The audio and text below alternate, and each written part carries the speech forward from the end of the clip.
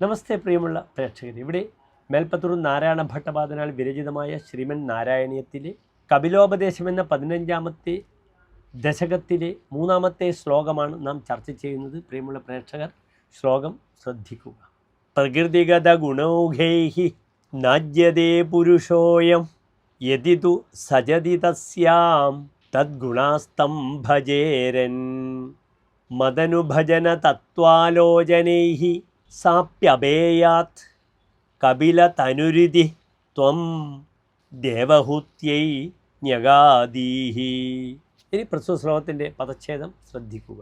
പ്രകൃതിഗത ഗുണൗഘൈഹി ന ആജ്യതേ പുരുഷഃ അയം യദിതു സജതി തസ്യാം തദ്ഗുണാഃ തം ഭജേരൻ മദനുഭജന തത്വാലോചനൈഹി സാ അഭി അഭേയാത് കപിലതനുഃ ഇതി ത്വം ദേവഹൂത്യൈ ന്യഗാദീഹി. ഇനി പ്രസ്തുത ശ്ലോകത്തിൻ്റെ അന്വയമാണ് നാം ചർച്ച ചെയ്യുന്നത്. ശ്രദ്ധിക്കുക. പ്രകൃതിഗത ഗുണൗഘൈഹി പുരുഷഃ അയം ന ആജ്യതേ യദി തു തസ്യാം സജതി തൽഗുണാഃ തം ഭജേരൻ മദനുഭജന തത്വാലോചനൈഹി സാ അഭി അഭേയാത് ഇതി കപിലതനുഃ ത്വം ദേവഹൂത്യൈ ന്യഗാദീഹി.